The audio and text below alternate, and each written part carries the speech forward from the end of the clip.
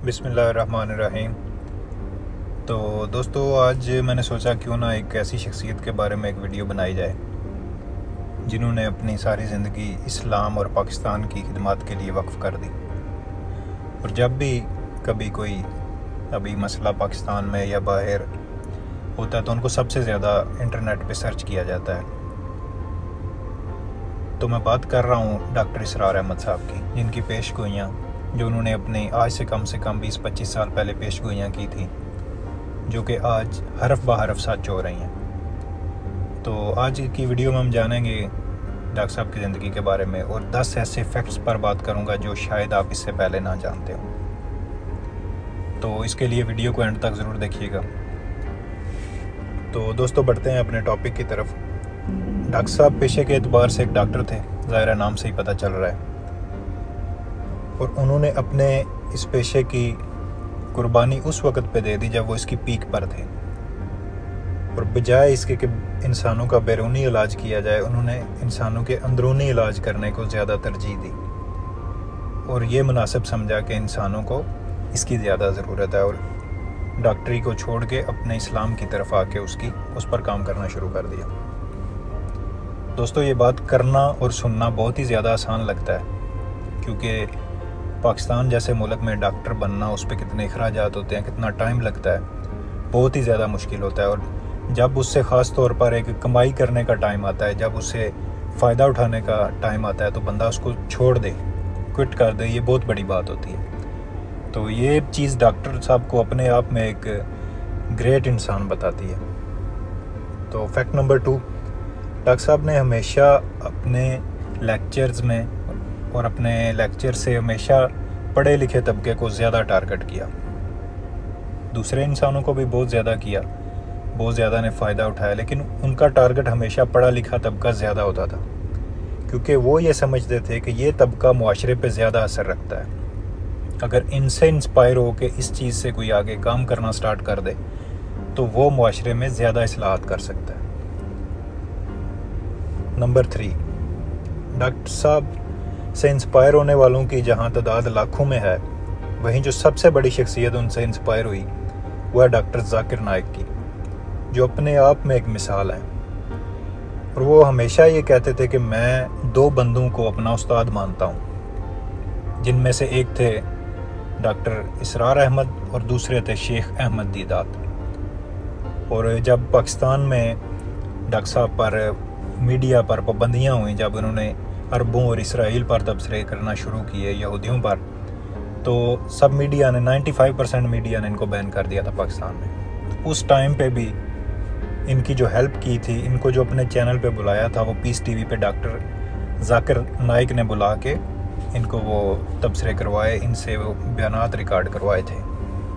और वो स्पेशल इनको मिलने के लिए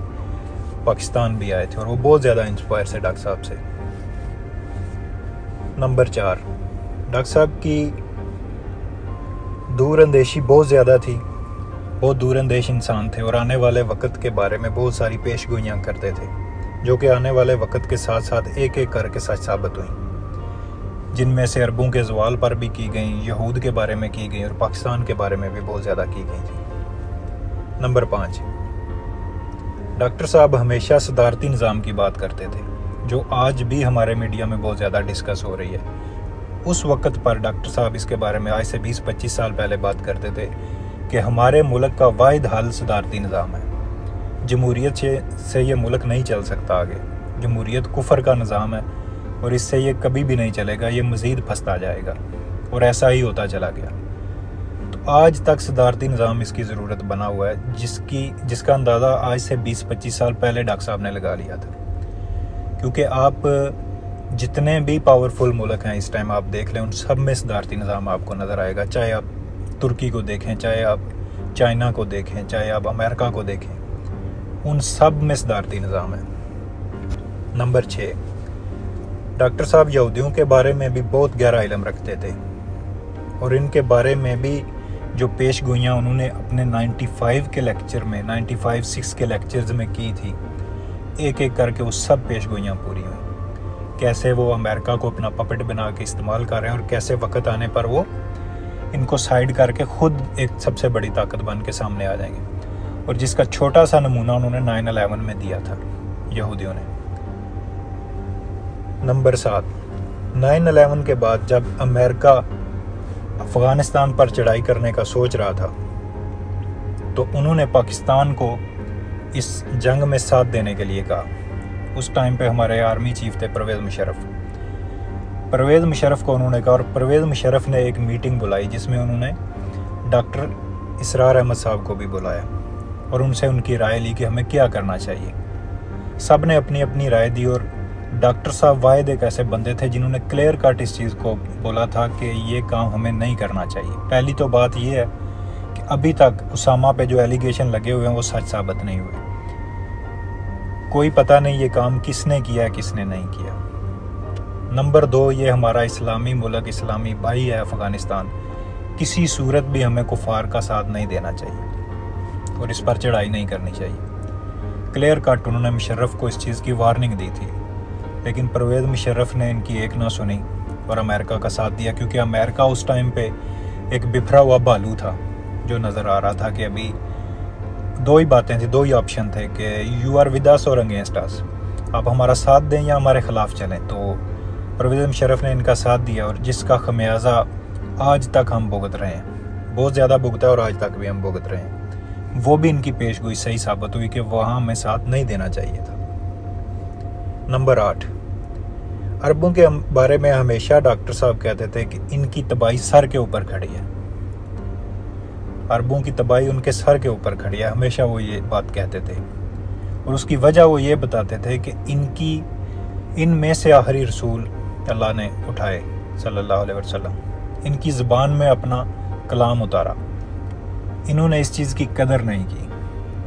اور اس کو پیٹھ دکھا دی، جو مشن اللہ نے ان کو دیا تھا اس سے انہوں نے پیٹھ دکھا دی، اور اس لیے یہ عذاب ان کے سر پر آ کے کھڑا ہے، اور یہ بہت جلد تباہی کے کونے پہ چلے گئے ہیں، بہت جلد یہ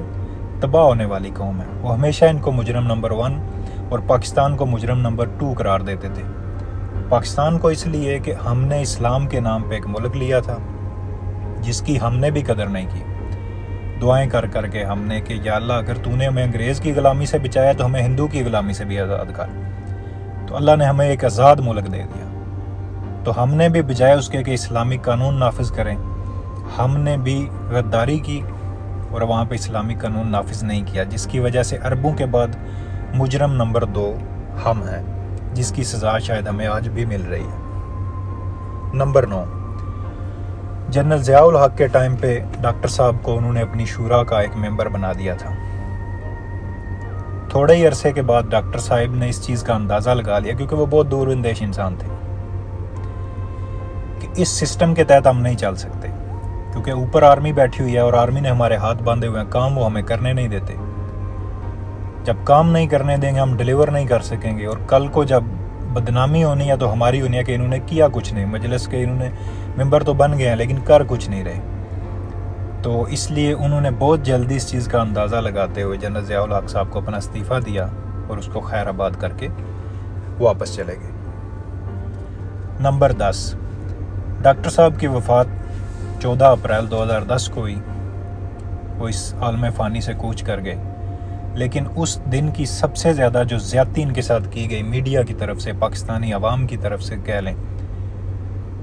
کہ ان کو بالکل بھی اس چیز کی کوریج نہیں دی گئی، بالکل بھی کوئی ٹریبیوٹ نہیں دیا گیا، بلکہ اس سے پہلے 2 دن پہلے ایک ایسا ڈرامہ ہوا اور ایسا ڈرامہ چلایا گیا پلاننگ کے تحت شعیب ملک اور ثانیہ مرزا کی شادی کا، جو 12 اپریل کو تھی۔ پورے کا پورا میڈیا پورے کی پوری کوریج ان کو دے رہا تھا، اور ڈاکٹر صاحب کے لیے صرف ایک ہیڈ لائن چلائی چھوٹی سی کہ ڈاکٹر صاحب انتقال کر گئے۔ حالانکہ بنتا تو یہ تھا کہ یہ جتنی بڑی پرسنالٹی تھی، جتنے بڑے لیجنڈ تھے، ان کو ٹریبیوٹ دیے جاتے، ان کی خدمات عوام کو بتائی جاتی کہ انہوں نے زندگی کیسے گزاری ہے، اور علماء کو بلا کر ان پر تبصرے کیے جاتے۔ اور زندگی کا یہ عالم تھا کہ سہیل وڑائچ ان کا انٹرویو کرنے گیا تھا، اور وہ تنظیم اسلامی کا ایک چھوٹا سا کمرہ تھا